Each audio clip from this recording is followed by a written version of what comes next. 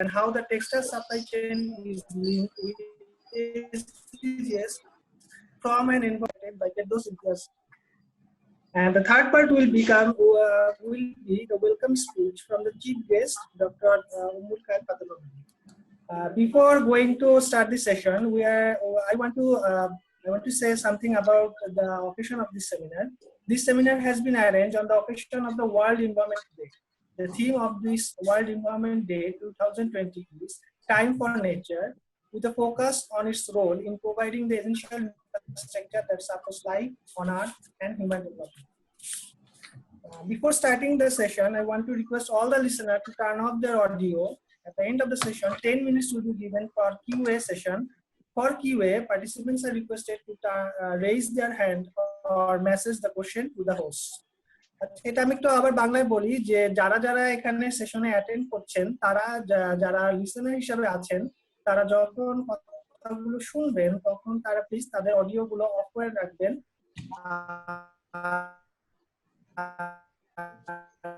যখন সেমিনারটি চলবে এই নামে একটা অপশন আছে যদি হচ্ছে মেসেজে দেওয়া যায় আমাদেরকে হোস্ট যারা আছি তাদেরকে যদি মেসেজ হয় তারপর আমরা কোশ্চেনগুলো ডেলিভার করতে পারবো So, not wasting time anymore, we'd like to call Mohammad Imran Islam, PhD, Assistant Professor, Textile Development Marketing Department, Fashion Institution of Technology, FIT, State University of New York, Sun.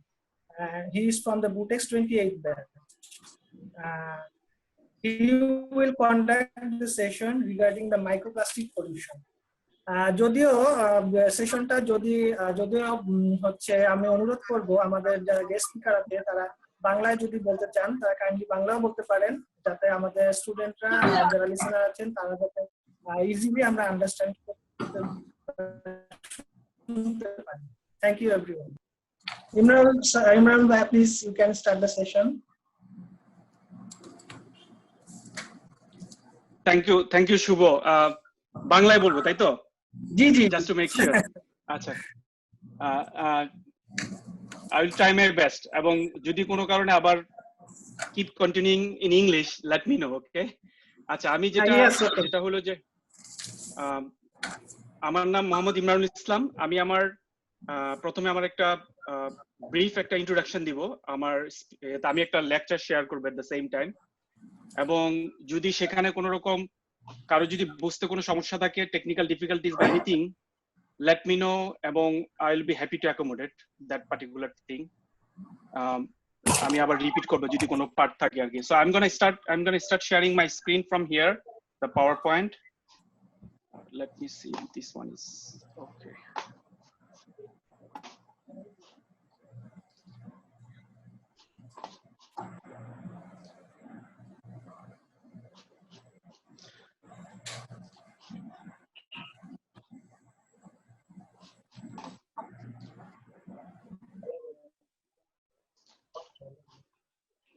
Can you guys see my screen? Yes, ma'am. Okay, good.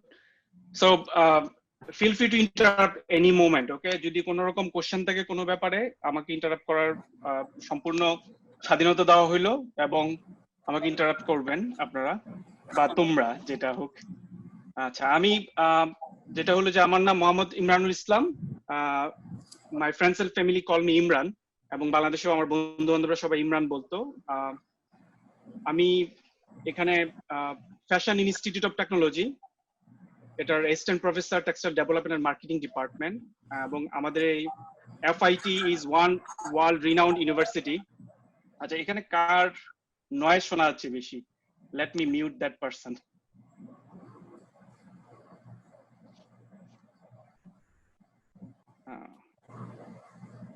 Imtiaz ভাই আমি আপনাকে mute করলাম ঠিক আছে আমি মিউটের option দেখছি না আপনার কাছে কি কোনো মিউট অপশন আছে আচ্ছা গুড আমি করে দিয়েছি ভাই okay you can continue okay thank you So FIT is part of State University of New York here এবং this is I finished my second year this is my third year here এবং আমি আমার next যে স্লাইডটা এটা নিয়ে আমার সম্পর্কে একটু বলবো আমি this is kind of a American style where we start making acquaintance between the faculty and the student, যেখানে শিক্ষক এবং ছাত্ররা তারা তাদের সাথে একজনের সাথে পরিচিত হবে এবং এর মাধ্যমে অ্যাকচুয়ালি একটা ট্রাস্টিং এনভায়রনমেন্ট তৈরি করব। ক্লাসরুমের শুরুতে আমরা এইভাবে কাজটা করি আর কি। যার জন্য আমি আমার লিটল বিট ইনফরমেশন দিব, তারপর আমরা আজকের যে টপিক যেটা মাইক্রোপ্লাস্টিক সেটা নিয়ে আমরা কথা বলবো আর কি। তো এটা আমার প্রফেশনাল এবং এডুকেশন টাইমলাইন। আমি আমার ব্যাকগ্রাউন্ড একটু বলতে যাচ্ছিলাম এখানে। আমি টেক্সটাইলে 28 পেজ এবং সো আমাদের ফাইনাল ইয়ার শেষ হয় 2006 এ, as you can see here. তারপরে ওইটা শেষ করার পরে ইন্টার্নশিপ করি, আমাদের যেটা 2 months ইন্ডাস্ট্রি অ্যাটাচমেন্ট বা সামথিং ওইটা করি। তারপরে মার্চেন্ডাইজিং এ এবং মার্কেটিং এ জব করি, এটা ভেন্ডর এবং ট্রেডিং হাউস দুইটাতে কাজ করি আমি আপ আনটিল 2009। তারপরে 2009 এর পরে আর্সেনাল ইউনিভার্সিটিতে আমি জয়েন করি ডিপার্টমেন্ট অফ টেক্সটাইল ইঞ্জিনিয়ারিং এ। ওইখানে আমি 2009 থেকে 2013 পর্যন্ত এখানে পড়াই। আমি ছিলাম অ্যাসিস্ট্যান্ট প্রফেসর ছিলাম। এন্ড মেইন টাইম 2008 এ আমি এমবিএ শুরু করি মার্কেটিং এ ঢাকা ইউনিভার্সিটি থেকে, ইভিনিং এমবিএ যেটা বলি আমরা। ওইটা শেষ করার পরে তারপর আমি বুয়েটের এইএম থেকে অ্যাডভান্স ইঞ্জিনিয়ারিং ম্যানেজমেন্ট থেকে মাস্টার্স অফ ইঞ্জিনিয়ারিং শেষ করি। করার পরে I was looking for like higher education that moment. Mean time আমি আমার পিএইচডির জন্য প্রিপারেশন নিচ্ছিলাম, জিআরই টোফেল এই জিনিসগুলা সবগুলা ছিল। তারপরে যখন বুটেক্সের ফার্স্ট বেচ এমএসসি ফার্স্ট বেচের শুরু করলাম আমি, কিন্তু আমি এটা শেষ করতে পারি নাই, আমি থিসিস দিতে পারি নাই, কিন্তু আমি আমার কোর্স ওয়ার্ক শেষ করি। পর 2013 এর অগাস্ট থেকে আমি ক্যান্সাস স্টেট ইউনিভার্সিটিতে জয়েন করি। এটা মিড ওয়েস্টে, ইউএস এর ম্যাপের একদম মিডে ক্যান্সাস স্টেট ইউনিভার্সিটি। আমার ডিপার্টমেন্টের নাম ছিল apparel textile and interior design, কিন্তু আমি ওই পিএইচডি করি এবং পিএইচডি ফিনিশ করি 2016 এর সামারে, দ্যাট মিনস জুলাইতে। তো 2016 এর সামারে পিএইচডি শেষ করার পরে 2016 অগাস্ট থেকে আমি জয়েন করি এখানকার একটা ইউনিভার্সিটিতে। এটা হলো ম্যাসাচুসেটস স্টেটে ফ্রেমিংহ্যাম স্টেট ইউনিভার্সিটি। আমাদের ডিপার্টমেন্টের নাম ছিল fashion design and retailing department. সেখানে আমি অ্যাসিস্ট্যান্ট প্রফেসর হিসেবে টেনিউর ট্র্যাক হিসেবে জয়েন করি। সেখানে আমি 2018 এর অগাস্ট পর্যন্ত ওখানে পড়াই। তারপরে 2018 এর অগাস্ট থেকে আমি এই আমার বর্তমান ইউনিভার্সিটিতে আছি। So this is who I am so far. এবং এটা আমার ডিসার্টেশনের টপিক ছিল এনার্জি কনজাম্পশন ডিটারমিনার্স। আমার পিএইচডি টপিক ছিল for apparel sewing operation and approach to environmental sustainability. She is my supervisor doctor Melody LeHew. আমি আমার সম্পর্কে একটু বলতে যাচ্ছি যাতে মানে you can relate with this topic, you know, about me. So if this represents my heart, in the core of my heart I am a learner and teacher. তোমরা যারা দেখতেছো তারা দেখে থাকবে যে আমি কিপ লার্নিং, বিভিন্ন রকম প্রোগ্রামের সাথে জড়িত ছিলাম, পড়াশোনার সাথে জড়িত ছিলাম। So I see myself as a hedonic learner and teacher. আমি পড়াশোনা, আমি জানতে এবং পড়াইতে ভালোবাসি। So in the core of my heart I am a learner and teacher. Overall I am an environmentalist, এবং all together I am a textile and apparel industry concern. কারো কি এই মুহূর্তে কোনো কোশ্চেন আছে up to this point?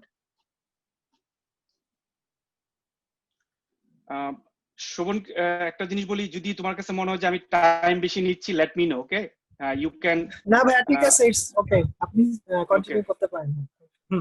Okay, just to let you know that. Okay, so এটা this is me. আমি কিছু পিকচার শেয়ার করছি, এটা অনেকটা উদ্বুদ্ধ করার জন্য, হায়ার স্টাডির জন্য। সো এটা আমি ছিলাম আর্সেনাল ইউনিভার্সিটিতে, দে আর মাই প্রজেক্ট, মানে আমি তাদের প্রজেক্ট সুপারভাইজার ছিলাম। This is my Kansas state university. যখন আমি পিএইচডি করি তখন আমি আন্ডার গ্রাজুয়েট স্টুডেন্ট পড়াইতাম। I was a graduate teaching assistant. So this are my undergraduate students. And আমাদের যে টিটিকিউসি একটা সাবজেক্ট আছে, textile textile and quality control, এরকম একটা সাবজেক্ট আমি পড়াইতাম। এরা আমার স্টুডেন্ট ছিল ক্যান্সাস স্টেট ইউনিভার্সিটিতে যখন আমি পিএইচডি করি। আমরা কিছু ডাইং প্রজেক্টের কাজ করছিলাম। এগুলো হলো ন্যাচারাল ডাই ইউজ করে সিল্ক স্কার্ফ তৈরি করি সেটা আমরা আবার টিচারদের কাছে বিক্রি করি ফান্ড রাইজিং এর জন্য। এটা আমার গ্রাজুয়েট কোহোর্ট ছিল, এদের সাথে আমরা একসাথে ডাইং ল্যাবে এগুলো ডাই করি বা প্রিন্ট করি। তারপরে এরা আমার অন্য স্টুডেন্ট ছিল, এরা আমার স্টুডেন্ট ছিল যখন আমি ফ্রামিংহাম স্টেট ইউনিভার্সিটিতে জয়েন করি। ফ্রামিংহাম স্টেট ইউনিভার্সিটির এরা আমার স্টুডেন্ট ছিল, এরাও ছিল। তারপরে আমাদের স্টুডেন্টের সাথে আমরা লাস ভেগাসে যাই, একটা সেমিনার ছিল সেখানে। সেখানে একটা জ্যাপোজ একটা অনলাইন শু কোম্পানি, তাদের হেডকোয়ার্টারে আমরা যাই। তারপরে স্টুডেন্টদের সাথে আমরা কিছু আমি ওদের সবগুলা রিসার্চেরই সুপারভাইজার ছিলাম আমি। তারা একটা Framingham state university research and poster presentation day 2017 এ তারা প্রেজেন্ট করে, এবং সবগুলা রিসার্চের আমি সুপারভাইজ করি আর কি। তারা আমার স্টুডেন্ট ছিল, আন্ডার গ্রাজুয়েট স্টুডেন্ট। তো তোমরা যারা 4th ইয়ারে ওঠার পরে যখন প্রজেক্ট করো, প্রজেক্টগুলো কিন্তু একটা মিনি রিসার্চ, সেগুলো কিন্তু আসলে এইভাবে প্রেজেন্টেশন আকারে দেওয়া যায় এবং সেগুলো তোমার রেজুমেতে অ্যাড করা যাবে ফিউচারে। এরা আমার এই ক্লাসটা ছিল অ্যাডভান্স টেক্সটাইল ক্লাস, অলসো মানে TTQC 2 এর মতো একটা ক্লাস। তারপরে এই যে আন্ডার গ্রাজুয়েট রিসার্চ কনফারেন্সে ওরা ওদের প্রেজেন্টেশন করে, আমি একমাত্র এখানে ফ্যাকাল্টি, বাকি সবাই প্রেজেন্টার আর কি। মানে তাদের এই যতগুলো স্টুডেন্ট আছে তাদের প্রত্যেকের রিসার্চ গুলো আমি সুপারভাইজ করি এখানে। এইটা আমার কলিগ ছিল ফ্রামিংহাম স্টেট ইউনিভার্সিটিতে। তারপরে এইটা হলো আমার বর্তমান ইউনিভার্সিটি, যেটা ফ্যাশন ইনস্টিটিউট অফ টেকনোলজিতে স্টুডেন্ট ওরা। She is my lovely wife. আমার ওয়াইফ আমার সাথে আছে, এবং ফটোগ্রাফি ইজ মাই হবি। আমি চেষ্টা করি, এগুলো হলো 4th of জুলাইতে ফায়ার ওয়ার্কস এর কিছু ছবি আমি তোলার চেষ্টা করেছি। এটা একটা মার্থাস ভিনিয়ার্ড, একটা আইল্যান্ডের মতো। আমার একটা ছেলে একটা মেয়ে, টুইন। এটা আমার মেয়ে ইনায়া, এটা আমার ছেলে ইয়ান। দে আর growing, they R 2 years 4 months old now, something like this.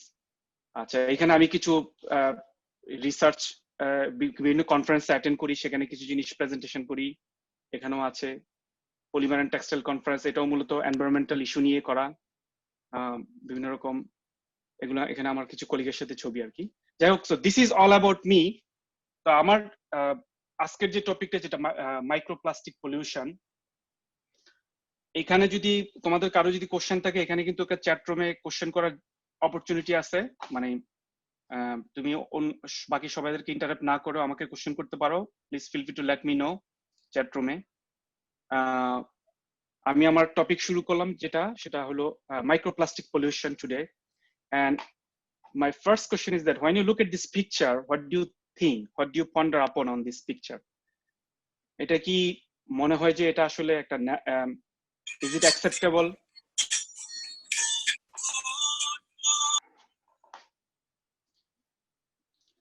So এটা আসলে মোটে acceptable একটা পিকচার না, এবং এখানে these are the floating plastic most of the time. So আমরা যে আজকে যে মাইক্রোপ্লাস্টিক নিয়ে বলবো, সেগুলো আসলে কিন্তু ফ্লোটিং না, এগুলো sinking most of the time, added with the water stream. So যেটা হলো যে এই মাইক্রোপ্লাস্টিক নিয়ে আমি কথা বলি এক এক করে। সো এটা একটা threat, it poses a threat for the environment, there is no doubt about it, and it's a big issue, specially current time. আমি কিছু ফ্যাক্ট বলবো। Microplastic is a big umbrella. এটা microplastic comes is not only from the textile and apparel, it comes from every industry. Most of the industry, even in the like the electronic industry, তারা অনেক plastic use করে তাদের circuit board বা এগুলোর জন্য। So it comes from microplastic, macroplastic, mesoplastic, এগুলো সবগুলাই একটা ব্রডার ইন্ডাস্ট্রি আমব্রেলাতে। বাট মোস্টলি আমি কথা বলবো microplastic from our textile background, যেটা আসলে কিভাবে প্রবলেমেটিক এবং কিভাবে এটা থেকে আমরা পরিত্রাণ পেতে পারি, বা কিভাবে এটা নিয়ে কাজ করা হচ্ছে সেটা নিয়ে। এবং আমি কিছু আইডিয়া দিব। লেটস সে এই টপিকটার উপরে যদি কেউ হায়ার স্টাডি করতে চায়, তাহলে কিভাবে সে এটা প্রসিড করতে পারে, সেটাও আমি কিছু আইডিয়া দিব আজকের কনভারসেশন থেকে। So let's talk about what is microplastic or microplastic pollution. তো এখানে যে ডেফিনিশনে প্রথম যে জিনিসটা আসছে, প্রথম ডেফিনিশনটা হলো microplastic are the small plastic pieces less than 5 millimeter long. এই এই ডেফিনেশনটা আসছে ন্যাশনাল ওশনিক অ্যান্ড অ্যাটমসফেরিক অ্যাডমিনিস্ট্রেশন থেকে, এটা ইউনাইটেড স্টেটস ডিপার্টমেন্ট অফ কমার্সের তাদের এই ডিপার্টমেন্ট থেকে এই ডেফিনেশনটা আসছে যে লেস দেন 5 মিলিমিটার লং। এখানে কিন্তু ডায়ামিটার নিয়ে ওরা কোনো কিছু বলে নাই। পরে ইউনাইটেড নেশনস এনভায়রনমেন্টাল প্রোগ্রামে তারা আবার এটাকে ডায়ামিটার নিয়ে বললো। তো ওভারঅল যে ডেফিনেশনটা পাওয়া গেল যে 5 metre long, 5 millimetre, less than 5 millimetre long এবং up to 5 millimetre in diameter, এরকম একটা প্লাস্টিক, স্মল প্লাস্টিক পিসকে আসলে মাইক্রোপ্লাস্টিক বলছে। এখন এটার সাথে যখন টেক্সটাইলে আমরা কথা বলি তখন আমরা একটা ওয়ার্ড ইউজ করি মাইক্রোফাইবার। আমাদের ইনফ্যাক্ট বাংলাদেশে একটা মাইক্রোফাইবার একটা টেক্সটাইল ইন্ডাস্ট্রিও আছে নারায়ণগঞ্জে আমাদের ইয়া ভাইয়ের। সো মাইক্রোফাইবার যেটা আবার সেটা হলো ডায়ামিটার হলো less than 10 micrometre. 10 micrometre means 1000 ভাগের 1 ভাগ হলো 1000 মিলিমিটারের 1 ভাগ হলো 1 মাইক্রোমিটার। সেটা হলো 10 মাইক্রোমিটার। দ্যাট মিনস প্রত্যেকটা মাইক্রোফাইবারই যদি এটা প্লাস্টিক হয়, সিনথেটিক ফাইবার হয়, তাহলে সেটা কিন্তু পার্ট অফ দ্য মাইক্রোপ্লাস্টিক হবে। But microfibre is smaller than microplastic definition, তার মানে প্রত্যেকটা microfibre is part of the microplastic. আচ্ছা, এখানে আরেকটা জিনিস আমরা পাবো সেটা হলো মাইক্রোবিটস। মাইক্রোবিটসটা নিয়ে যেটা আমি একটা উদাহরণ দিতে চাই, আমরা যখন টুথপেস্ট ইউজ করি, টুথপেস্টে আগে ক্লোজ আপ বা এগুলাতে ছোট ছোট স্ক্রাবারের মতো, বা আমরা যদি কোনো ফেস স্ক্রাবার ইউজ করি, যে স্ক্রাবার গুলো দেখি না ছোট ছোট দানা স্যান্ডের মতো যেগুলা, এই দানাগুলো হলো আসলে কিন্তু প্লাস্টিক বেস, সেগুলোকে আসলে মাইক্রোবিটস বলতেছি। তো মাইক্রোবিটস অলসো বিকজ ডেফিনেশনের আন্ডারে পড়ে 5 মিলিমিটার ডায়ামিটার বা লেন্থের ছোট। তো microbeads, microfibre, they all are microplastic. আমি এখানে একটা, এই যে এখানে ছবি আছে, ছবিতে একটা কম্পারেটিভ একটা পিকচার দেওয়া হলো। এটা হলো কটন ফাইবারের একটা cross section view, kidney shape. কটনের শেপ যদি এরকম হয়, মাইক্রোফাইবারটি এরকম, আর ন্যানো আরো কম আর কি। আর এটা যদি হিউম্যান হেয়ার হয়, হিউম্যান হেয়ারের এগেনিস্টে মাইক্রনটা অনেক ছোট ডেফিনেটলি। সো মাইক্রন আবার, মাইক্রন এবং মাইক্রোমিটার কিন্তু একই, প্রায় মানে 10 মিলিয়ন এর 1 ভাগ হইলো মিটারের 1 ভাগ হইলো একটা মাইক্রন। সো মাইক্রোবিটস আমাদের কসমেটিক্স আইটেমে, টুথপেস্টে, এগুলোতে মাইক্রোবিটস থাকে। এবং 2015-এ ইউএস থেকে একটা ল আসছে যে কোন রকম মাইক্রোবিটস আর ইউজ করা যাবে না। সো মাইক্রোবিট ফ্রি ওয়াটার অ্যাক্ট, এটা একটা চালু হয়েছে। এবং কোন রকম কসমেটিক্স বা কোনো কিছুতে মাইক্রোবিট আর ইউজ করা যাবে না, এবং ইভেন্চুয়ালি যেটা ওয়াটার স্ট্রিমের সাথে যেতে পারে সেরকম কোনো কিছু ইউজ করা যাবে না। এটা 2015-এ ইউএস ফেডারেল ল হয়েছে। এটা একটা ব্যাপার। আচ্ছা, এখন আমি এটার কেমিক্যাল ইফেক্ট নিয়ে একটু কথা বলবো। আমি সবসময় ইফেক্ট এবং ইম্প্যাক্ট নিয়ে আগে কথা বলতে পছন্দ করি, যাতে স্টুডেন্টরা চিন্তা করতে পারে যে আসলে এটার ইম্প্যাক্ট কি, মানে কেন আমি এটা জানছি, আমার জানার কারণটা কি, এটা জেনে আমার কি লাভ, এবং এটা আমাকে বা আমাদেরকে ওভারঅল এনভায়রনমেন্টকে এটা কিভাবে ইন্টারাপ্ট করছে। তো প্রথম জিনিসটা হলো যে সি ওয়াটারে অর্গানিক এবং ইনঅর্গানিক পলিউটেন্ট থাকে। সি ওয়াটার ইজ একটা হোল থিং। আমি আরেকটা জিনিস বলি যে আমরা in a figurative sense and a literal sense, we are living in a plastic world right now. আমাদের চারপাশে যদি তাকাই, আসলে most of the things are made out of plastic right now, plastic or artificial or that kind of thing. এবং ওশনেও প্রচুর microplastic থাকে বা plastic material থাকে। এখন অনেকগুলো প্লাস্টিক আছে যেগুলা অর্গানিক কন্টামিনেটস, যেটা সি ওয়াটারে থাকে সেটা অ্যাবজর্ব করে, এবং couple of example would be pesticide হইতে পারে, পিসিবি হইতে পারে, এগুলো অ্যাবজর্ব করে। তার মানে মাইক্রোপ্লাস্টিক গুলাতে এরকম হার্মফুল কেমিক্যাল গুলা রিয়েক্ট করতেছে, রিয়েক্ট করে এটা অ্যাবজর্ব হচ্ছে। এখন ওই মাইক্রোপ্লাস্টিক গুলো এত ছোট যে এটা আবার মেরিন লাইফ দ্বারা ইনটেক হচ্ছে। আমরা এখানে দেখতে পাচ্ছি যে প্ল্যাঙ্কটন গুলা সেটার সাথে মিক্সড হচ্ছে, সেটা ওশনিক মেরিন লাইফ বা একুয়াটিক মেরিন লাইফ সেটা কনজিউম করতেছে। মাছ হইতে পারে, যা যা হইতে পারে, সেই মাছ কোনো বার্ড খেতে পারে, সেই মাছ আমরা মানুষ ধরে খেতে পারি। তার মানে ইভেন্চুয়ালি এটা আমাদের বডিতে ইনটেক করতেছে, এবং যখন এটি ইনটেক করবে, the harmful thing is that you might endure disruption of hormonal system এবং ইনডিউসিং জেনেটিক চেঞ্জ আমরা এখন অনেক দেখি যে পৃথিবীতে যখন বাচ্চাদের কিছু বার্থ ডিফেক্ট থাকে বা এরকম অনেকগুলো জিনিস থাকে, এগুলো অনেকগুলাই কিন্তু জেনেটিক মডিফিকেশনের জন্য হচ্ছে, এবং কার্সিনোজেনিক তো অবভিয়াসলি ক্যান্সার একটা থাকতেছে এখানে। আমি একটা ছোট্ট উদাহরণ দেই ইম্প্যাক্টের জন্য, যে আমরা আসলে কতটুকু ইনটেক করি। ওয়ার্ল্ড হেলথ অর্গানাইজেশন যে তার একটা কনজাম্পশন রেকমেন্ডেশন আছে, এবং তার কনজাম্পশন রেকমেন্ডেশন অনুযায়ী আমরা যে সি সল্ট, যেটা আমরা যে লবণ খাই, জাস্ট ওই রেকমেন্ডেশন অনুযায়ী আমরা যদি লবণ ইনটেক করি, বছরে আমরা 1000 মাইক্রোপ্লাস্টিক পার্টিকেলস আমরা ইনটেক করতেছি প্রতি বছর প্রতি জন, শুধুমাত্র সি সল্টের মাধ্যমে, শুধুমাত্র লবণের মাধ্যমে। আমরা যে আয়োডিন লবণ বলি বা যাই বলি, এগুলো প্রত্যেকটা দ্যাট মিনস মাইক্রোফাইবার বা মাইক্রোপ্লাস্টিক, তারা এমন ভাবে embedded with all of our food material, all of our things, আমরা খালি চোখে এগুলো দেখি না এবং আমরা এটা ইনটেক করতেছি। তো এটা একটা কেমিক্যাল ইফেক্ট। এখন ওশানে যত প্লাস্টিক যত বেশি যাবে, ইভেনচুয়ালি এটার বাটারফ্লাই ইফেক্ট হিসাবে বা কজাল ইফেক্ট হিসাবে এন্টার এনভায়রনমেন্টে ততগুলা মাইক্রোপ্লাস্টিক মিক্সড হবে এবং আমরা তত বেশি ইনটেক করব। সো কেমিক্যাল ইফেক্ট কে রোধ করতে গেলে সবার আগে তাহলে ওশনে বা সোজা কথা হলো মাইক্রোপ্লাস্টিকের কনজাম্পশন কমাইতে হবে, বা এটা কোনোভাবে যাতে এনভায়রনমেন্টের সাথে মিক্স না হয় সেটাকে এনশিওর করতে হবে। তো এটা হলো কেমিক্যাল ইফেক্ট। তো মাইক্রোপ্লাস্টিক পলিউশনের 3টা প্রিন্সিপাল সোর্স আছে। আমি একটা জিনিস বলে রাখতেছি, প্রত্যেকটা প্রেজেন্টেশনের নিচে যে আইকন গুলো দেখা যাচ্ছে, যে আউটডোর ইন্ডাস্ট্রি অ্যাসোসিয়েশন, এগুলো সবগুলো বেসিক্যালি সোর্স। এই যে ইনফরমেশনটার সোর্স এখানে, আর যদি এডিশনাল সোর্স লাগে সেটা আমি এখানে লিখে দিচ্ছি। তো যেটা হলো যে direct release of small particle, যেটা আমরা মাইক্রোবিটস এর কথা বললাম, এটা একটা সোর্স।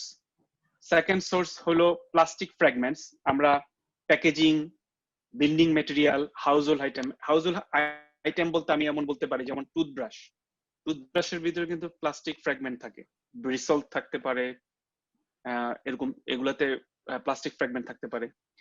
এবং আমাদের মাইক্রোফাইবার, যেটা টেক্সটাইলের, আর release from apparel and textile during their use. এখন অ্যাপারেল এবং টেক্সটাইলে কিভাবে আসতেছে সেটা বলছি, তার আগে আমি আরো কিছু বলতে যাচ্ছি এখানে। যেমন মাইক্রোপ্লাস্টিকের যদি ক্যাটাগরাইজেশন করা হয়, এগুলো হলো chemical categorisation, polyethylene, polypropylene, polyvinyl chloride, nylon, এগুলো হলো ক্যাটাগরাইজেশন। এখানে উপরের যে 3টা, এই 3টা হলো ফ্লোটিং, এই 3টা পানির উপরে ভাসে। তার মানে হলো এটা আসলে এটা মাইক্রোপ্লাস্টিক না, এটা একটা kind of macroplastic in a sense, যেমন এটা আসলে বড় একটা chunk of the plastic bag, rope, বোতল, এগুলা। আর নিচের এগুলা কিন্তু সিঙ্ক করে। এবং স্পেসিফিকলি আমি যে 2টা টেক্সটাইল আইটেম এখানে আমরা দেখতে পাচ্ছি, 2টা না কয়েকটাই, তার ভিতরে যেমন নাইলন একটা textile material, textile fibre, glass fibre, polyester resin, cellulose acid যেটা আমরা সিগারেটের ফিল্টারে থাকে, রিজেনারেটেড সেলুলোজিক ফাইবার। তো এই জিনিসগুলা, মাইক্রোফাইবার গুলাও কিন্তু এটার একটা ক্যাটাগরি, এটা কমন অ্যাপ্লিকেশনও আছে এখানে। সো এখানে এখন সবগুলা বাদ দিয়ে আমি এখন মাইক্রোফাইবার নিয়ে কথা বলবো। Now so one of the thing is that, যে এখন টেক্সটাইলের মাইক্রোফাইবারটা আসলে কি। সো ওভারঅল মাইক্রোপ্লাস্টিক আমরা বুঝলাম। I'm not going to talk about anything about the microbeads. I'm not going to talk about anything about the plastic fragments. Now I'm going to focus only on the microfiber that deals with the textile and apparel industry. So আমি আমার next স্লাইডে যাচ্ছি।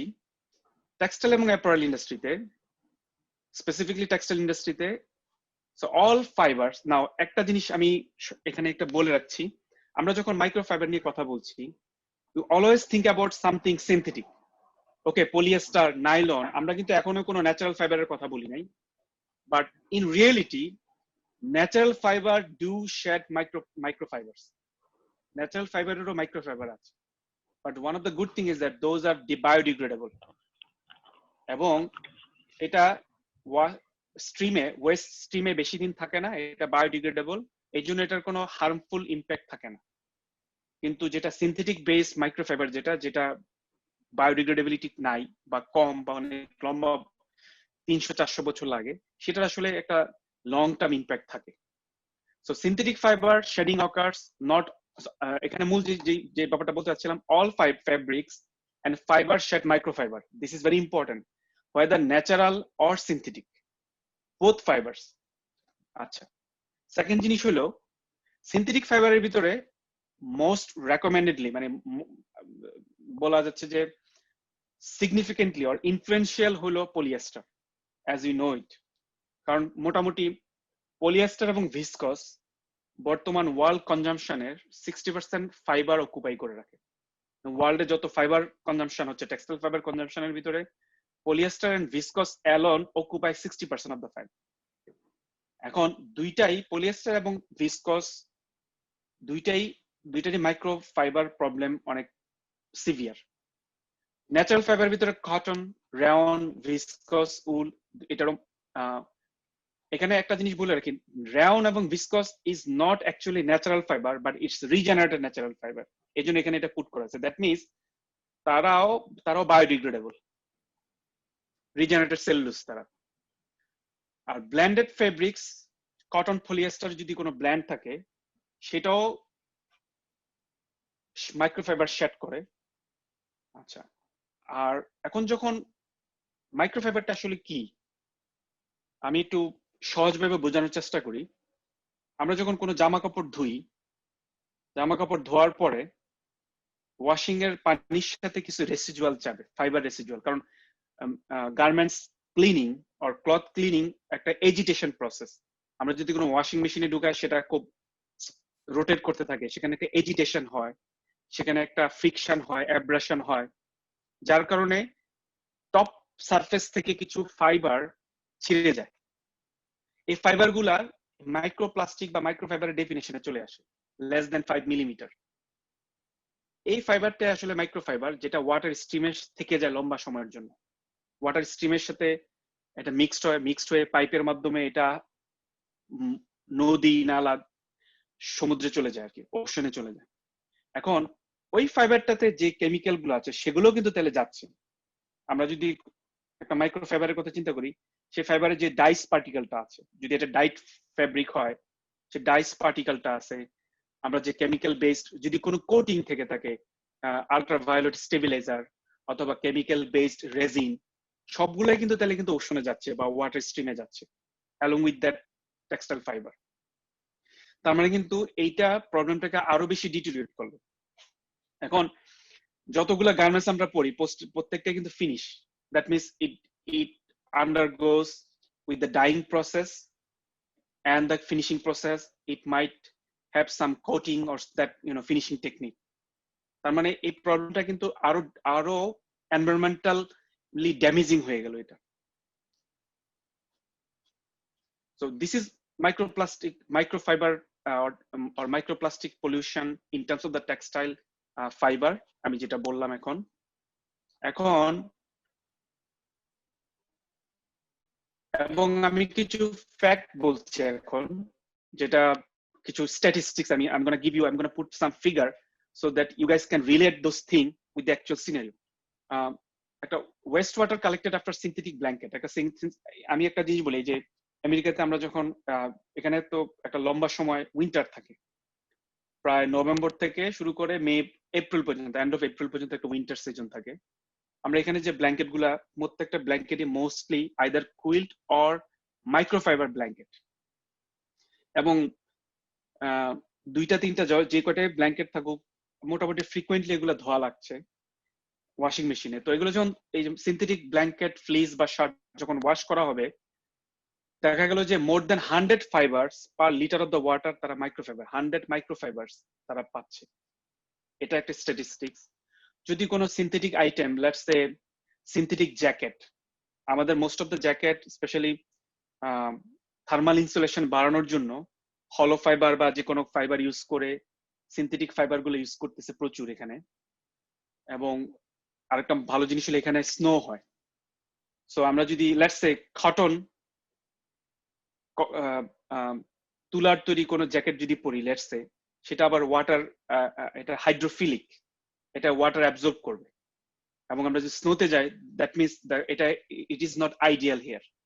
তার মানে হলো acrylic বা হলো acrylic would be one option, অথবা এরকম হলো polyester would be another option for synthetic jacket. এখন এই একটা সিনথেটিক জ্যাকেট যদি ওয়াশ করা হয়, এভারেজে এটাই 1900 মাইক্রোপ্লাস্টিক ফাইবার শেড করে, ডিসকার্ড করে ইন দ্য ওয়াশিং মেশিন। তারপরে similar fibres have been observe in সুয়েরাজ ইফ্লুয়েন্ট। তো এই পানিগুলোর সাথে যে মাইক্রোফাইবার গুলা অ্যাড হলো সেটা সুয়েরাজ সিস্টেমে যাচ্ছে, এবং ইভেন্চুয়ালি সেটা আসলে শোর লাইন, যেটা হলো আমরা যেটা বিচ বা নদীর কিনারাতে ওখানে চলে যাচ্ছে। আমি একটা অ্যালার্মিং ইনফরমেশন দিচ্ছি। নিউ ইয়র্কের চারপাশে একটা নদী আছে, হাডসন রিভার। হাডসন রিভারের সাথে আটলান্টিক ওশান কানেক্টেড। ওকে, তো এই আটলান্টিক ওশান হাডসন রিভারের মাধ্যমে এভরিডে অ্যারাউন্ড 300 মিলিয়ন মাইক্রোফাইবারস যাচ্ছে। I'm talking about one particular river, one particular ocean, and every day 300 million microfibre যাচ্ছে এভরিডে তে। এখন এটা চিন্তা করা হোক যেটা বছরে কত এবং লাইফ টাইমে কত, এবং এই সংখ্যাটা কিন্তু বাড়ছে। ওকে, এখানে আরো কিছু ইনফরমেশন আসছে। আমরা যদি দেখতে পারি, প্রতি 6 কিলোগ্রাম লোড যদি দেই আমরা একটা ওয়াশিং মেশিনে, পলিয়েস্টার এন্ড কটন ব্লেন্ড থেকে এতগুলা মাইক্রোফাইবার যাবে। Estimated fibre release from the wash 1,37,000 something.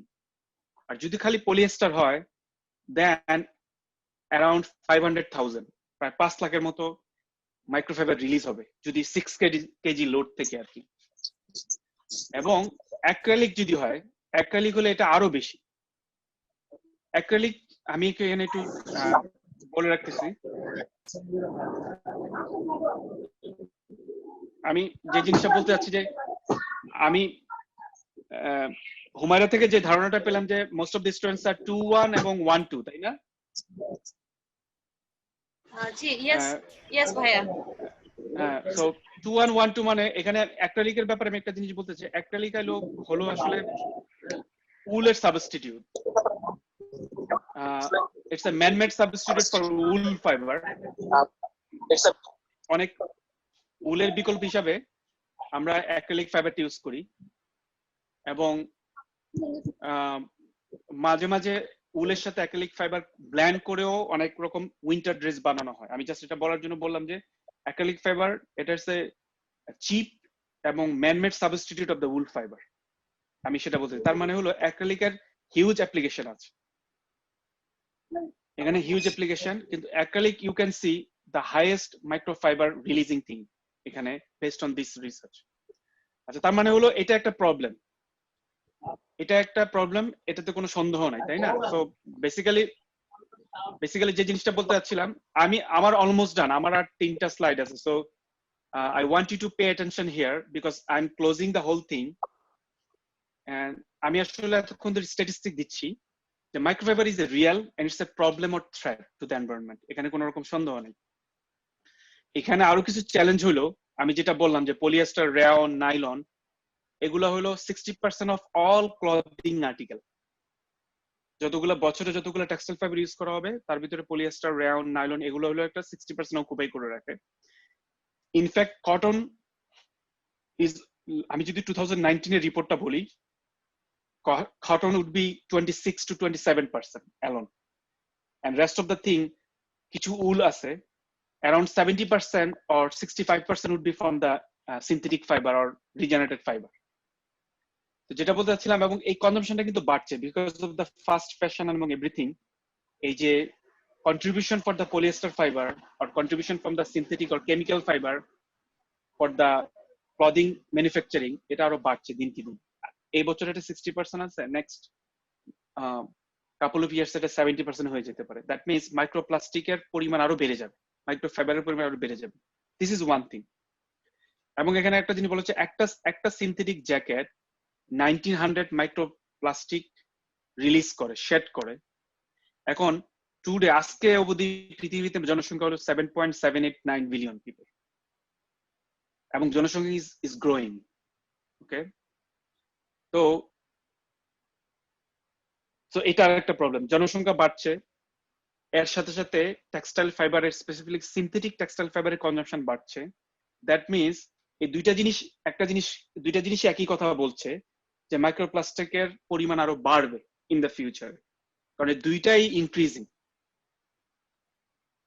আচ্ছা, থার্ড যে প্রবলেমটা আমি যেটা বলতে চাচ্ছিলাম, মাইক্রোফাইবারের স্পেসিফিক টেস্টিং, স্পেসিফিকলি কোয়ান্টিফাইং লাইক কতটুকু মাইক্রোফাইবার গেল বা যাচ্ছে, এটার জন্য যে টেস্টিং মেথড, এটা এখনো ইনফ্যান্ট স্টেজে আছে। 2017-এ AATCC এবং ASTM, American association for textile chemist and colourist, এবং আমেরিকান ASTM যেটা, এই স্ট্যান্ডার্ড অর্গানাইজেশন গুলা, তারা ড্রাফট টেস্টিং মেথড চালু করছে, সেটা এখনো রিফাইনমেন্ট স্টেজে আছে। এখন স্পেসিফিকলি যে কোয়ান্টিফাই করা যে কতটুকু কোন ফেব্রিক থেকে কতটুকু মাইক্রোফাইবার যাচ্ছে এবং how to reduce this thing.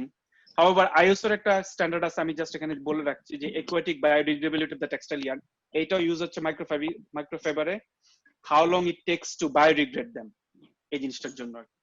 Okay, so এইটা একটা জিনিস আমরা বুঝলাম ওভারঅল, যে এতক্ষণ যে ডিসকাশন করে বুঝলাম microfibre is a threat, microfibre is a problem,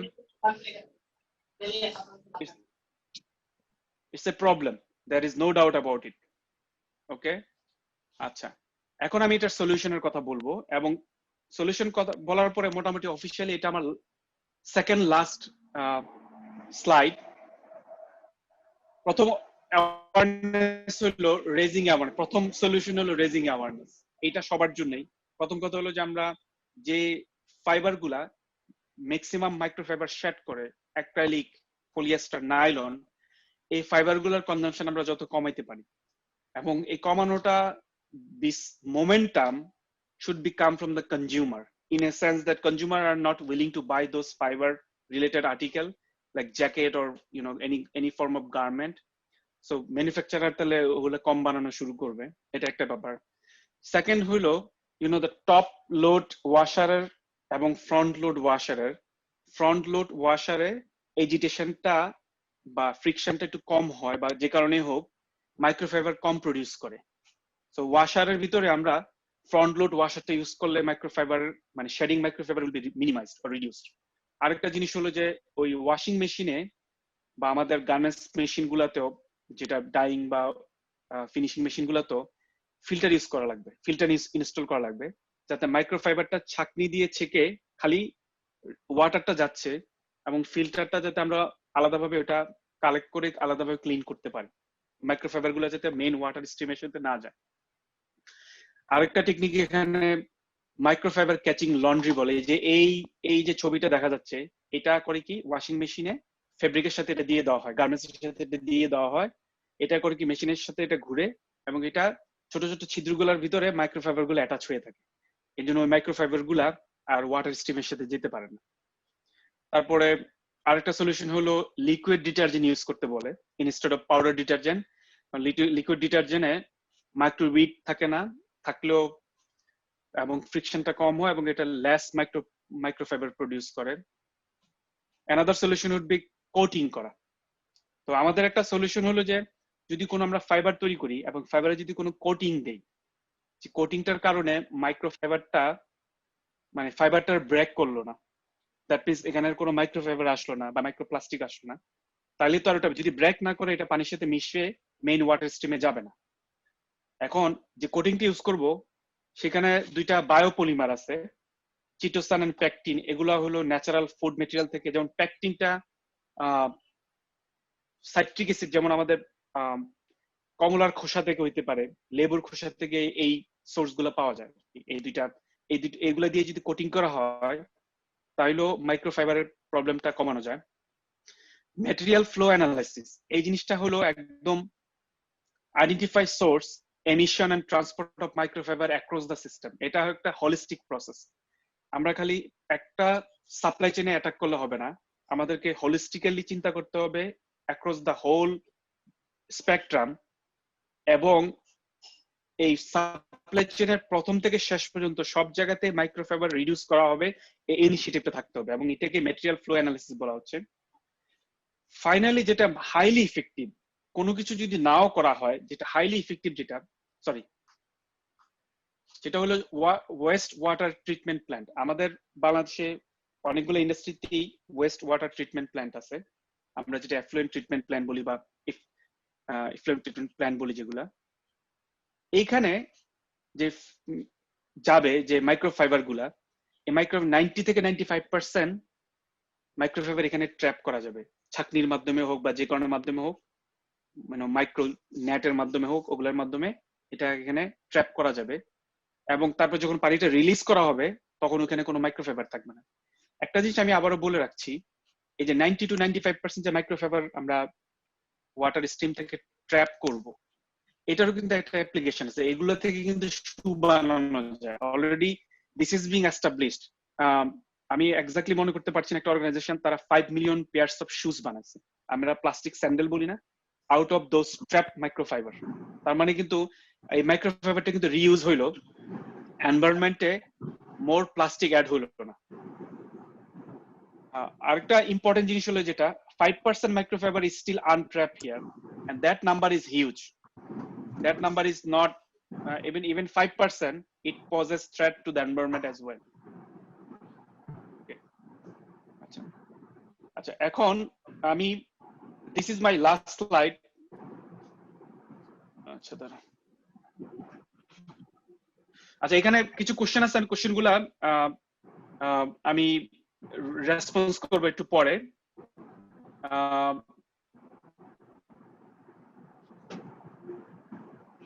আমি যেটা এই আমার এই পার্টিকুলার স্লাইডটা একটা জিনিস বলতেছি, আমরা এই স্লাইডটা আসলে অনেকগুলো মিনিং আছে। যেমন আমাদের ফাইনাল ইয়ারে কিছু প্রজেক্ট থাকে, এবং এটা একটা প্রজেক্ট আইডিয়া যেটা আমাদের টেস্টিং ল্যাবের যে অ্যাভেলেবেল ইকুইপমেন্ট গুলো আছে সেগুলো দিয়ে কিন্তু মাইক্রোফাইবারের উপরে এই প্রজেক্টটা করা যেতে পারে। এই প্রজেক্ট আইডিয়াটা আমি কটন ওয়ার্কস একটা অর্গানাইজেশন আছে, কটন ইনকর্পোরেশন, তাদের ওখান থেকে পেলাম। এবং এটার যেটা হলো যে দিস ইজ টেক্সটাইল ফাইবার, এখানে রেয়ন আছে, কটন পলিয়েস্টার আছে এন্ড কটন আছে এখানে। এগুলা এটা হলো লন্ড্রোমিটারে এখানে মেটাল বল থাকবে, এখানে বলা আছে যে 4x4 ইঞ্চ একটা পিস অফ ফেব্রিক থাকবে, সেটা এই ক্যানিস্টারের ভিতরে ঢুকানো হবে। ক্যানিস্টারের ভিতরে 25টা মেটাল বল ঢুকানো হবে এবং 150 মিলিগ্রাম ডিটারজেন্ট সলিউশন, যেটা AATCC এর একটা স্ট্যান্ডার্ড ডিটারজেন্ট সলিউশন আছে, সেটা এখানে পুট করা হবে। তারপরে এই লন্ড্রোমিটারে ঢুকানো হলে এই ক্যানিস্টার গুলা এবার ঘুরতে থাকে আর কি। ক্যানিস্টার গুলা একটা লন্ড্রোমিটারের ভিতরে একটা ফ্রেম থাকে, ফ্রেমে ক্যানিস্টার বলতে আমি এই যে এই কন্টেনারটার কথা বলছি, এই কন্টেনারকে আমরা ক্যানিস্টার বলছি। এই ক্যানিস্টার গুলা এইখানে ভিতরে ফ্রেম থাকে, তো ফ্রেমটা যখন ঘুরে সাথে সাথে ক্যানিস্টার গুলা ঘুরে, এবং ক্যানিস্টারের বল গুলার কারণে, মেটাল বল গুলার কারণে এখানে একটা এক্সটেন্ডেড একটা ওয়াশিং ইফেক্ট হয়, এবং যেটার কারণে যদি কোনো রকম মাইক্রোফাইবার ব্রেক করার ব্যাপার থাকে সেটা যাতে ব্রেক করতে পারে সেখান থেকে।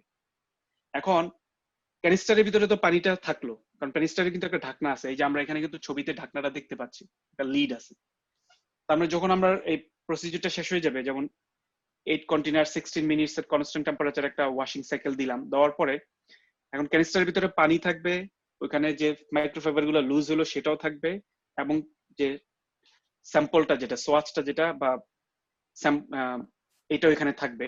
তারপর আমরা যেটা করব এখানে এই যে সিভ আছে, যেটা ছাঁকনি দিয়ে মাইক্রোফাইবারটা আলাদা করব, করে আমাদের এখানে আমরা একটা ডিটারমাইন করতে পারি যে একটা সফিস্টিকেটেড ওয়েট মেশিন দিয়ে যে কতটুকু, বা ফার্দার ফিল্ট্রেশন দিয়ে যেখানে আসলে কতটুকু microfibre, each of the fibre type আসলে কতটুকু মাইক্রোফাইবার শেড করছে, এটা আমরা একটা করতে পারি। এবং আমরা যখন আবার কনস্ট্রাকশন ওয়াইজ চিন্তা করব, যদি ওভেন ফেব্রিক হয়, plain weave, twill weave, satin weave এরকম চিন্তা করতে পারি। যদি নিট ফেব্রিক হয়, সিঙ্গেল জার্সি, রিব, ইন্টারলক এভাবে চিন্তা করতে পারি, করে একটা কিন্তু একটা পাবলিশেবল একটা ওয়ার্ক করা যাবে। এবং এরকম কিছু আইডিয়া চিন্তা করা যেতে পারে, যেমন আমি একটা আইডিয়া এই মুহূর্তে দিতে পারি, মাইক্রোফাইবার নিয়ে হায়ার স্টাডি করা। একটা কোশ্চেন আমি এটার সাথে অ্যাড করা, এই জন্য আমি এটা আনসার দিচ্ছি। একজন কোশ্চেন করলো বর্ণালী সাহা, যেটা হলো যে মাইক্রোফাইবার নিয়ে হায়ার স্টাডি করার কতটুকু সম্ভাবনা আছে। আমি এখনো একটু আগে বললাম, মাইক্রোফাইবারে আমরা we are scratch scratching the surface only, actually পুরোপুরি সারফেসটা স্ক্র্যাচ করতে পারিনি। ইভেন এটা টেস্টিং মেথডও এখনো অপটিমাইজড হয়নি। সো এটা একটা আনট্যাপড একটা সেগমেন্ট যেখানে আমরা অনেক কাজ করতে পারি। যেমন আমি কিছু না, আমি জাস্ট আন্ডার গ্রাজুয়েট লেভেলের একটা রিসার্চের কথা বললাম। তুমি একটা গার্মেন্ট, লেটস সে তুমি 20 ডিফারেন্ট গার্মেন্ট তুমি একটা ওয়াশিং মেশিনে ঢুকাবা, 20 ডিফারেন্ট গার্মেন্টের প্রত্যেকটার ইন্ডিভিজুয়াল ওয়েট নিলা। ওকে, ওয়েট নেওয়ার সময় তোমরা এনভায়রনমেন্টাল কন্ডিশন যেটা মেনটেন করা লাগে, টেম্পারেচার এবং হিউমিডিটি সেটা মেনটেন করলা, করার পরে তোমরা এটা ওয়াশ করলা। ওয়াশ করার পরে ফিল্টারের মাধ্যমে ওই ওয়াশিং মেশিন থেকে কতটুকু মাইক্রোফাইবার সেটা আলাদা রাখলা, এবং তারপরে প্রত্যেকটা গার্মেন্টের আবার ইন্ডিভিজুয়াল ওয়েট নিলা। ডেফিনেটলি আমি আবারও বলছি এটা একটা সফিস্টিকেটেড ওয়েট মেশিন হতে হবে, যতটুকু মাইক্রোফাইবার, যেমন এভারেজে 0 to 2 গ্রাম মাইক্রোফাইবার শেড করতে পারে প্রত্যেকটা গার্মেন্ট, 0 to 2 গ্রাম। তো আমি যেটা বলছি তোমাকে মাইক্রোগ্রামেও যেতে হবে না, এমন একটা কথা বললাম। প্রত্যেকটা গার্মেন্টের ওজন নিবা after wash with the same environment, same কন্ডিশনে, যেটা প্রিভিয়াসলি নেওয়া হয়েছিল। প্রি ওয়াশ ওয়েট এবং পোস্ট ওয়াশ ওয়েট, এটার মাধ্যমে কতটুকু মাইক্রোফাইবার শেড হইলো সেটা কিন্তু তুমি ডিটারমাইন করতে পারো, এবং এটা তুমি বাসা থেকেই করতে পারো if you have a washing machine in your home, এবং যদি সফিস্টিকেটেড ওয়েট মেশিন থাকে। ইফ নট, আমাদের ল্যাবে দুইটাই আছে এবং দুইটাই এটা করা যাবে আর কি। তো আমি এটা বললাম যে এটা একটা simple idea.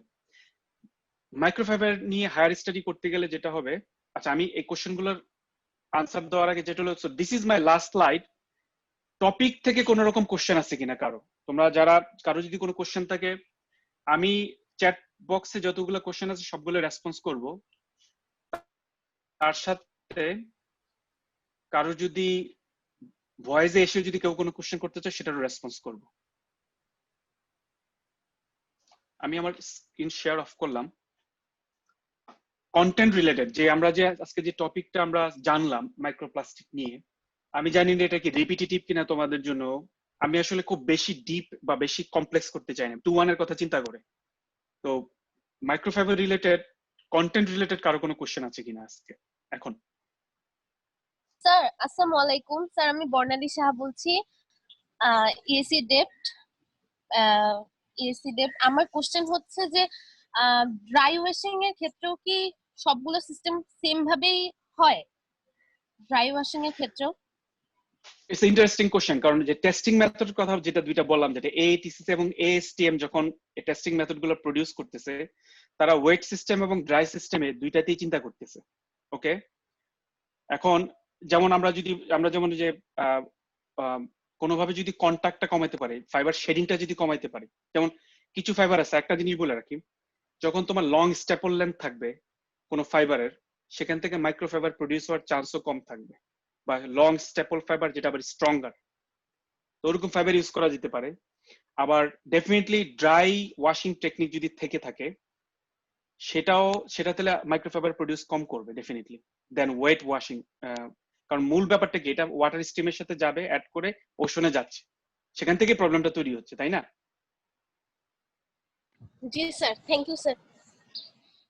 You welcome Barnali. Anyone else?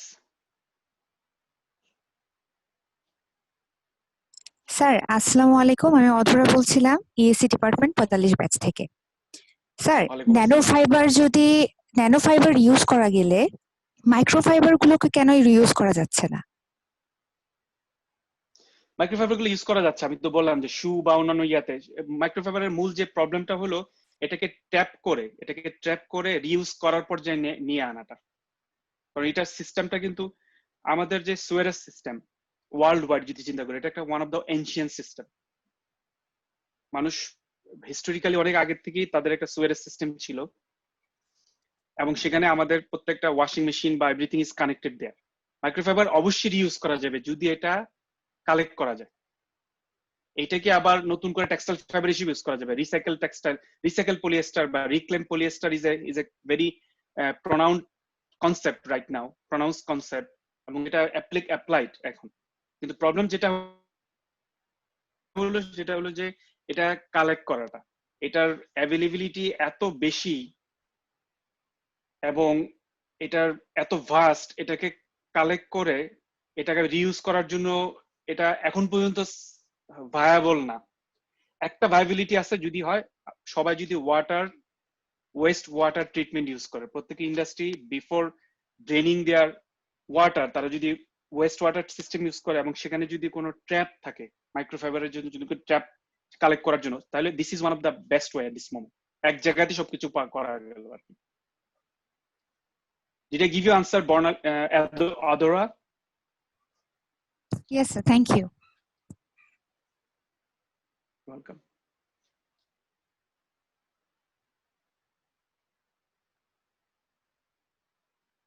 Anyone else?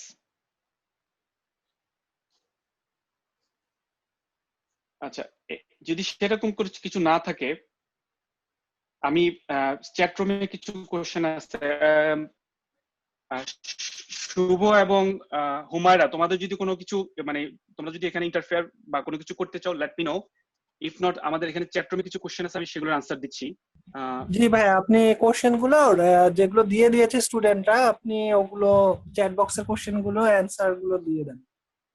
আচ্ছা, এখানে একটা প্রথম কোশ্চেন যেটা হলো যে কোন দেশগুলো এই মাইক্রোফাইবার উৎপাদনে বেশি অবদান রাখছে, উন্নত, উন্নয়নশীল, অনুন্নত, এবং এই দেশগুলোতে এই দূষণ কমাতে নেওয়া পদক্ষেপের হার কত? আচ্ছা, প্রথম যে ব্যাপারটা হইলো, এখানে এই যে উন্নত, উন্নয়নশীল, অনুন্নত, ডেফিনেটলি ইউএসএ, আমি ইউএসএ পার্সপেক্টিভে বলি, বা ডেভেলপড কান্ট্রি গুলো যেগুলো, এরা আসলে consuming country, they are not producing country. তোমরা যদি একটা জিনিস খেয়াল করে থাকো, মাইক্রোফাইবারের মূল ম্যাক্সিমাম ইম্প্যাক্টটা হয় আসলে কেয়ার স্টেজে, ইউজ স্টেজে।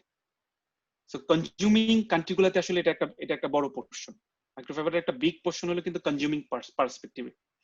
এবং এখানে আরেকটা জিনিস হয় যেটা ফ্রিকুয়েন্ট ওয়াশিং, যখন একটা গার্মেন্টস ধোয়া দরকার নাই, বা দেখা যায় যে লোড ফুলফিল করার জন্য সেমাই সয়েলড অর ভেরি লাইটলি সয়েলড গার্মেন্টস গুলো আমরা ওয়াশিং মেশিনে দিয়ে দিই। তো এরকম আননেসেসারি ওয়াশ যদি কমানো যায়, সেটা একটা ব্যাপার। এরকম কিছু পদক্ষেপগুলো কিন্তু এখানে কিছু টিম আছে, আমি অনেকগুলো কিন্তু রেফারেন্স দিয়েছি পাওয়ার পয়েন্টে। এই টিম গুলা কিন্তু significantly environmental science and management, অনেকগুলো ডিপার্টমেন্ট আছে, তারা কিন্তু কিছু টিম ওয়াইজ কাজ করছে এই ব্যাপারগুলো নিয়ে। সো ডেফিনেটলি উন্নত দেশগুলো আসলে এটাতে বেশি অবদান রাখছে, কারণ এটা কনজিউমার কেয়ার স্টেজ। ওকে, এটাতে কোনো সন্দেহ নেই। আমি একটা জিনিস মজার ব্যাপার বলি, বাংলাদেশে আমি যদি গ্রাম বাংলার কথা বলি, তারা তো আর ওয়াশিং মেশিন ইউজ করে না, দে ইউজ দেয়ার হ্যান্ড।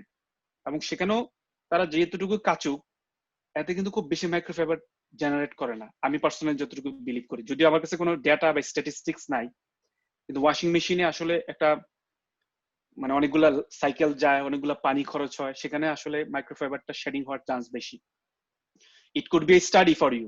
তুমি একটা জিনিস হ্যান্ড ওয়াশ করে দেখলা, এখন হ্যান্ড ওয়াশের কোনো স্ট্যান্ডার্ড আছে কিনা সেটা আমি জানি না, যে আমরা যে normally before using the washing machine আমরা আসলে কিভাবে জামা কাপড় ধুইতাম, সেভাবে ধুইলে সেভাবে আমরা একটা জামা কাপড় ধুইলাম, প্রি ওয়াশ এবং পোস্ট ওয়াশ ওয়েট নিলাম, এবং ওয়াশিং মেশিনে একই গার্মেন্টের সিমিলার ওয়েট বা একই ফাইবারের একই গার্মেন্টের আরেকটা কপি ওয়াশ করে দেখলাম, বা একাধিক কপি, এবং কম্পেয়ার করে দেখা যেতে পারে। এখানে স্ট্যান্ডার্ডের একটা প্রবলেম থাকবে, but this is one of the thing. So এটা একটা পদক্ষেপের হার। এখন আমি একটা বলি, মাইক্রোপ্লাস্টিক এখনো ইনফ্যান্ট লেভেলে আছে, এটা রিসার্চটা, এটা স্পেশালি মাইক্রোফাইবার রিলেটেড। ইনফ্যান্ট লেভেলে আমি বললাম কেন, এখানে lot of things you can do. এখন হায়ার স্টাডির জন্য এই টপিকটা দিয়ে তোমরা ডেফিনেটলি পার্সু করতে পারো। সেটার জন্য যেটা হবে যে এনভায়রনমেন্টাল সায়েন্স, যেমন আমি কলম্বিয়া, এখানে একটা ইউনিভার্সিটি আছে, আইভি লিগ ইউনিভার্সিটি। সামারে মানে আমরা নর্মালি এখানে আমেরিকান টিচিংটা হলো আমরা ফল সেমিস্টার এবং স্প্রিং সেমিস্টার পড়াই।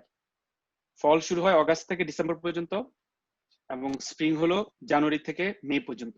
মাঝখানে ডিসেম্বরের ক্রিসমাসের জন্য ওখানে প্রায় 3 থেকে 4 সপ্তাহ একটা বন্ধ থাকে। বন্ধ মানে হলো ইউনিভার্সিটি যাওয়া লাগে না, বাসায় বসে বসে নিজেরা লেকচার টেকচার রেডি করি আর কি। তারপরে সামারের যে মের 15 থেকে মোটামুটি আমার অগাস্টের 15 পর্যন্ত কিন্তু কোনো ক্লাস নাই। এই সময় আমরা রিসার্চ ওয়ার্ক করি most of the time. So আমাদের আসলে এখানে টিচিংটা 9 মান্থ কন্ট্রাক্ট। সো এই সময় যেটা হয়, যেমন আমাকে আইভি লিগের যে কলম্বিয়া ইউনিভার্সিটি, ওখানকার 2টা স্টুডেন্ট এনভায়রনমেন্টাল সায়েন্স ডিপার্টমেন্ট থেকে আমাকে অ্যাপ্রোচ করলো, কারণ আমার এক্সপার্টিস হলো এনভায়রনমেন্টাল সাস্টেইনেবিলিটির উপরে। তারা আমার সাথে সামারে মাস্টার্সের তাদের একটা প্রজেক্ট নিয়ে কাজ করতে যাচ্ছে। এরকম বললাম যে এরকম প্রত্যেকটা ইউনিভার্সিটিতে এই ডিপার্টমেন্টটা আছে, প্রত্যেকটা না হলো ভালো ভালো ইউনিভার্সিটিগুলোতে সেই প্রফেসরদের ওদের যে রিসার্চ গুলো আছে, এজেন্ডা গুলো আছে, সেগুলো পড়ে সেভাবে পড়ে একটা এমন একটা রিসার্চ প্ল্যান করা। বাংলাদেশে আমাদের টেকনিক্যাল লিমিটেশন যতই থাকুক, যদি কারোর ইচ্ছা থাকে ওই লিমিটেশনের ভিতরে অনেক রিসার্চ করা যায়। আমি যেটা বলতে চাচ্ছি আর কি, সেভাবেই করলে আসলে এই জিনিসটা, এটা নিয়ে প্রচুর ফান্ডিং পাওয়ার অপরচুনিটি আছে ইউএসএ তে। Adidas, yes, someone mention the Adidas এবং নাইকি, তারা দুইজনই রিক্লেম পলিয়েস্টার বা রিসাইকেল পলিয়েস্টার নিয়ে তারা অনেক কাজ করছে তাদের শু মেটেরিয়ালের উপর। ইভেন নিট, ইদানিং কিছু নিটওয়্যার শু পাওয়া যাচ্ছে যেটা সারফেসটা নিটিং দিয়ে করা হয়, সেখানে যে টেক্সটাইল ফাইবারটা ইউজ করা হয় সেটা আসলে রিসাইকেল পলিয়েস্টার বা রিক্লেম পলিয়েস্টার থেকে করা হয়। মাইক্রোফাইবার পলিউশনে আমাদের ডিপার্টমেন্টের স্টুডেন্টরা কতদূর পর্যন্ত অবদান রাখতে পারে? বাংলাদেশে প্রচুর ইটিপি আছে, ইফ্লুয়েন্ট ট্রিটমেন্ট প্ল্যান্ট আছে, প্রচুর টেক্সটাইল ইন্ডাস্ট্রি আছে। আচ্ছা, সবচেয়ে আরেকটা জিনিস যেটা হলো আমাদের যে ওয়াশিং, যেমন ডেনিম ওয়াশিং আছে অনেকগুলা, তাই না? ডেনিম ওয়াশিং এ যদিও denim most of the time it's a cotton made, it's a 2x1 twill cotton, it's আমরা ডেনিম বলতেছি। তারপর আমরা যেটা বুঝতে পেরেছি, কটনও কিন্তু মাইক্রোফাইবার শেড করে। তুমি যদি জিন্স ওয়াশিং এর ব্যাপারে ডেনিম ওয়াশিং এর সাইকেল গুলাতে যাও, ওখানে দেখবে ওরা স্টোন ইউজ করে অ্যাব্রাসিভ করার জন্য, কালার ফেড করার জন্য। তার মানে হলো হিউজ ফাইবার ওখানে হয়, এবং সেখান থেকে তোমরা কিন্তু ওই ডাটাটা কালেক্ট করতে পারো। আরেকটা জিনিস হলো আমার মাত্র মনে পড়লো, এনজাইম ওয়াশিং। একটা এনজাইম ওয়াশিং এ স্পেশালি ডাইং এর আগে যেটা হয়, পিলিং কমানোর জন্য এনজাইম দিয়ে হাইড্রোলাইসিস করে আফটার দ্যাট ডাইং প্রসেস প্রচুর পাউডারি ফরম্যাটে অনেকগুলো ফাইবার থাকে, যেগুলো প্রত্যেকটা কিন্তু মাইক্রোফাইবার। সেটা নিয়েও কাজ করা যেতে পারে। বাংলাদেশ, আমি বলবো যে যেহেতু টেক্সটাইল এবং অ্যাপারেল আমাদের অনেক রকম অনেকগুলো ইন্ডাস্ট্রি আছে, এখানে একটা হিউজ ইম্প্যাক্ট এখানে তৈরি করা যেতে পারে। I am giving you couple of idea out of my on top of my head right now. আরো বেশি এটা নিয়ে গবেষণা করার ডেফিনেটলি অপরচুনিটি আছে, আমি যেটা বলবো। ডেফিনেটলি ম্যাডাম এবং ইমতিয়াজ ভাই আরো কিছু অ্যাড করবে এখানে। আচ্ছা, your content is absolutely okay. আচ্ছা, thank you. You can press. আচ্ছা, why don't we replace the microplastic? Its uses in increasing every necessary. Okay, আমরা replace microplastic, হ্যাঁ মাইক্রোপ্লাস্টিক ডেফিনেটলি রিপ্লেস করা লাগবে, কিন্তু একটা জিনিস বলে আর কি, the use of the utility of microplastic is, especially plastic, is huge. যখনই তোমার প্লাস্টিক থাকবে সেখান থেকে মাইক্রোপ্লাস্টিকের ব্যাপারটা চলে আসতে পারে, কারণ সেটারও ডিকে হয়। আমি যেটা বলতে চাচ্ছিলাম যে প্লাস্টিক একটা জিনিস, একটা চিপ ম্যাটেরিয়াল, যেটা এনভায়রনমেন্টালি ড্যামেজ করা খুব টাফ। এই জন্যই আসলে প্লাস্টিকের এত অ্যাপ্লিকেশন। প্রত্যেকটা জিনিস একটা প্লাস্টিক আছে, more or less. We are living in a plastic world today. তো এটা আসলে ওভারনাইট এটাকে রিপ্লেস করা যাবে না। How about that could be a research, যে ভায়াবল বা আদার মেটেরিয়াল কি হইতে পারে যেটা এনভায়রনমেন্টালি এত থ্রেটফুল না, ড্যামেজিং না, but can be replaced as a microplastic. এটা একটা রিসার্চ হতে পারে। এই জন্যই বললাম যে এটা আসলে একটা huge umbrella, any point of aspect থেকে তোমরা রিসার্চ করতে পারো। আমি আর কোনো কোশ্চেন দেখছি না, সো ইফ নট আমি আপাতত আমার কনভারসেশন বন্ধ করছি, এবং আমি আমার শুভকে বা হুমায়রা, তোমরা কে লিড নিবা তারপরে নাও। জি, থ্যাংক ইউ ভাইয়া, আপনার খুব সুন্দর একটা আমরা সেশন পেলাম। Thank you again. আমি এখন এই সেকেন্ড সেশনটা শুরু করার জন্য হুমায়রাকে রিকোয়েস্ট করব যে হুমায়রা যেন সেকেন্ড সেশনটা স্টার্ট করতে শুরু করে। Humayra, are you there? Humayra? Yes, sir, I'm there. হ্যাঁ, please can you start the session now? Yeah, sure. Sorry to interrupt you, আমি একটু কথা বলতে চাচ্ছিলাম নেক্সট সেশনটা শুরু হওয়ার আগে। ওকে ম্যাডাম, আপনি বলেন তাহলে। হ্যাঁ আচ্ছা আচ্ছা, না আমি প্রথমে ইমরানকে ধন্যবাদ দিতে চাচ্ছি। ও চমৎকার একটা প্রেজেন্টেশন দিয়েছে, বিশেষ করে আমাদের যারা স্টুডেন্ট ওরা আসলে খুবই নিউলি ইন টেক্সটাইল ফিল্ড, তাদের জন্য সে খুব সহজভাবে আমাদের একটা সুন্দর প্রেজেন্টেশন সে দিয়েছে, সেজন্য অনেক ধন্যবাদ। আর সাথে সাথে আমাদের স্টুডেন্টরা সবাই যে খুব মনোযোগ সহকারে প্রেজেন্টেশনটা এনজয় করেছে, সেটা তাদের বিভিন্ন যে কোয়েশ্চেন সেটাতে মানে খুব ক্লিয়ার। তো আমি এই যে কোয়েশ্চেন গুলো আমার কাছেও মানে ভালো লেগেছে, এবং আমি সেখানে একটু কমপ্লিমেন্টারি একটু কথা বলতে যাচ্ছিলাম। সেটা হচ্ছে যে আমাদের ছাত্ররা যে ভাবছে যে কিভাবে তারা কন্ট্রিবিউট করতে পারে, সেটা আমার খুব ভালো লেগেছে। সাথে সাথে যে ইমরান আমাদের স্টুডেন্টদেরকে যে বিভিন্ন গাইডলাইন এবং বিভিন্ন আইডিয়াটা দিল, সেটাও আমি আসলে খুব মানে অ্যাপ্রিসিয়েট করছি। তো এখানে আমি একটু কথা বলতে চাই, আসলে আমাদের যারা টেক্সটাইল গ্রাজুয়েট তারা কিন্তু টেক্সটাইল সাপ্লাই চেইনের সবকিছুই আস্তে আস্তে জেনে যাবে। তো আমরা যারা আর কি পুরনো, আমরা যারা অলরেডি কিছুটা জানি, তো তারা আমরা বুঝতে পারছি যে আসলে এনভায়রনমেন্ট ডিপার্টমেন্টের স্টুডেন্টদের মানে কাজের যে এরিয়াটা কত ব্যাপক। এবং যেহেতু আমরা আজকে প্রেজেন্টেশনটা যেহেতু টেক্সটাইল রিলেটেড মাইক্রোফাইবার নিয়েই মূলত, সুতরাং আমরা দেখতে পেলাম যে অনেক রকমের কাজ করার সুযোগ আছে স্টার্টিং ফ্রম ফাইবার থেকে। তো আমরা এখানে মানে ফাইবার সায়েন্সের উপর কাজ করার বিশাল সুযোগ আছে এখানে, অ্যাজ ওয়েল এজ হচ্ছে আমরা দেখালো যে ইউজেস আমাদের এই যে ম্যানুফ্যাকচারিং প্রসেস, সেখানে যে ইমরান যেটা বললো যে আমাদের ফাইবার ডিউরিং ম্যানুফ্যাকচারিং বা স্পিনিং এর সময় লং ফাইবার স্টেপল লেন্থের বিষয় আছে, ফাইবার কোটিং করার বিষয় আছে, এগুলো সমস্তই কিছু আমাদের আসলে টেক্সটাইল প্রসেসিং এর মধ্যে পড়ছে। তারপরে আরেকটা বিষয় গেল হচ্ছে এন্ড ইউজ। এখন এন্ড ইউজের ক্ষেত্রে আমরা দেখতে পাচ্ছি যে আসলে মানে স্ট্যাটিস্টিক্যাল ডেটা যেটা দেখালো ইমরান, এছাড়াও আমরা যেটা দেখছি যে আমাদের এই যে সিনথেটিক ফাইবার গুলো, ম্যানমেড ফাইবার গুলোর ইউজ কিন্তু বাড়ছে। এখন এটা না যে কটনের ফাইবার ইউজ কমে যাচ্ছে তা কিন্তু নয়, আমাদের ওভারঅল যে ফাইবারের কনজাম্পশন সেটাই কিন্তু গ্লোবালি আসলে বেড়ে যাচ্ছে। তো এর সাথে বিভিন্ন ফ্যাক্টর জড়িত। তো আমরা জানি যে মানে ইমরান বলার পরও আরেকটা জিনিস হচ্ছে আমাদের যে জিডিপি যে দেশের যত বেশি, যে মানুষের কনজাম্পশন করার ক্ষমতা যত বেশি, সেখানে কিন্তু দেখা যাচ্ছে যে প্লাস্টিক ম্যাটেরিয়াল, পলিমারিক ম্যাটেরিয়ালের ইউজও তত বেশি। মানে ইন এভরি আসপেক্ট, শুধু ক্লোদিং বলে কথা না, সমস্ত কিছু কিন্তু মানুষের পারচেজ ক্যাপাবিলিটির সাথে রিলেটেড। এবং যেটা মানে কোভিড এর আগ পর্যন্ত যে দেখা যাচ্ছিল যে এটা কিন্তু বেশ মানুষের মানে ভালো। এখন কিন্তু আর মানে আগে যেটা হতো যে মানুষের ক্লোদিং লিমিটেড ছিল, এখন কিন্তু না সেটা।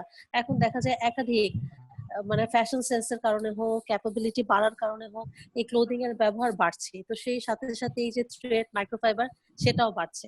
অ্যাজ ওয়েল এজ দেখো আজ আগে আমরা কাপড় ওয়াশের বিষয়টা, সেটা কিন্তু এখন যাদের সামর্থ্য হচ্ছে তারা এখন ওয়াশিং মেশিন ব্যবহার করছে, যেটা উন্নত দেশগুলোতে আগেই ছিল, কিন্তু আমাদের দিকেও যদি আমরা দেখি, আমরা যারা অ্যাফোর্ড করতে পারছে তারা কিন্তু ব্যবহার করছে। সুতরাং থ্রেড কিন্তু আমাদের সব দিক থেকেই বাড়ছে। তো এটা এখন আমাদের কাজ হলো কিভাবে আমরা আসলে এগুলো কমাবো, কোয়ান্টিফাই করব কিভাবে, মেজার নিব কিভাবে। তো এই যে টেস্টিং এর বিষয়টা ইমরানের যে আইডিয়াটা দিল আমার কাছে খুব ভালো লেগেছে, যে এটা আমাদের ডিপার্টমেন্টের যারা ফ্যাকাল্টি মেম্বার্স আছে, ইনফ্লুয়েন্সিয়াল স্টুডেন্ট আছে, তারা কিন্তু আমরা এই যে বিভিন্ন ইউজেস অফ ফাইবার বা টেক্সটাইল ক্লোদিং ম্যাটেরিয়ালের প্রত্যেকটা ক্ষেত্রে যে কি পরিমাণ মাইক্রোফাইবার আমাদের এখানে ডিসচার্জ হচ্ছে, এই জিনিসটা প্রথমে যদি আমরা কোয়ান্টিফাই করতে পারি, তারপরে আসবে আমাদের এটা রিমেডির ব্যাপার, সেটাও আমরা আস্তে আস্তে করবো। তো এইটা একটা আমাদের খুব ভালো একটা কাজ হতে পারে, বিভিন্ন প্রসেসিং এর ক্ষেত্রে শুরু করে ইউজের ক্ষেত্রে শুরু করে আমরা এগুলো কোয়ান্টিফাই করার একটা উদ্যোগ আমরা নিতে পারি, সেটা আমাদের একটা নেক্সট কাজ হতে পারে। আরেকটা জিনিস হচ্ছে ইটিপি। এখন আমাদের দেশের ইটিপি গুলোতে যেই মানে কনসার্ন আমরা যেই ব্যাপারটাতে, সেটা হচ্ছে কেমিক্যালের টক্সিসিটি কমানো, নিউট্রালাইজ করা, অ্যাজ মানে কালার ম্যাটেরিয়ালকে কমানো। সেখানে কিন্তু মাইক্রোফাইবার কমাইতে হবে এই ধরনের কোনো গাইডলাইন অতটা রেস্ট্রিকশন নাই। সুতরাং এই জিনিসটাও আমাদের এখন আসলে কনসার্ন হওয়া উচিত। তো এটা করতে গেলে আমাদের যে একটা বিশাল মানে কাজ, সেটা হচ্ছে তোমার ফিল্ট্রেশন প্রসেসটাকে মাইক্রো লেভেলে নিয়ে যাওয়া। তো এটা এখনো পর্যন্ত নাই। তো এখানেও আমরা কিন্তু মেমব্রেন টেকনোলজির উপর বেশ ভালো একটা কাজ করার এখানে সুযোগ আছে, যে কিভাবে আমরা বিভিন্ন রকমের মেমব্রেন বানাতে পারি, যেটা এই মাইক্রো পলিউটেন্ট যেগুলো আছে সেগুলোকে ফিল্টারের মাধ্যমে ডিসচার্জ, এনভায়রনমেন্টের ডিসচার্জটাকে কন্ট্রোলে করতে পারে। তো এগুলো কিন্তু আসলে মানে বিশাল ফিল্ড অফ ওয়ার্ক আর কি আমাদেরকে ওয়েট করছে আমাদের জন্য। তো এই ফিল্ডগুলোতে আমরা ইনশাল্লাহ কাজ করব। সেক্ষেত্রে যারা আমাদের এক্সপার্টিস আছে, যেমন এই যে ইমরান বা আরো বাইরে আমাদের বিভিন্ন স্টুডেন্টরা, টেক্সটাইলের স্টুডেন্টরা কাজ করছে, দেশে যে ইমতিয়াজরা আছে, সবাই আমরা আমাদের কম্বাইন্ডলি আসলে কাজ করার একটা আসলে সুযোগ এখানে আছে। তো এটা আমি ইমরানকে ধন্যবাদ জানাই এবং আশা করব যে তুমি আমাদের সাথে কাজ করবে। তুমি যেহেতু কলম্বিয়া ইউনিভার্সিটির সাথে কাজ করছো, বুটেক্স এর সাথেও তুমি কাজ করবে, আমাদের স্টুডেন্টদেরকে তুমি সাহায্য করবে, আমাদের ফ্যাকাল্টি মেম্বার যারা আছে তাদের সাথে তুমি মানে একটা লিংক রাখবা। আমি এই এক্সপেকটেশন করে তোমাকে আবারও ধন্যবাদ জানাচ্ছি। আমি এখন হুমায়রাকে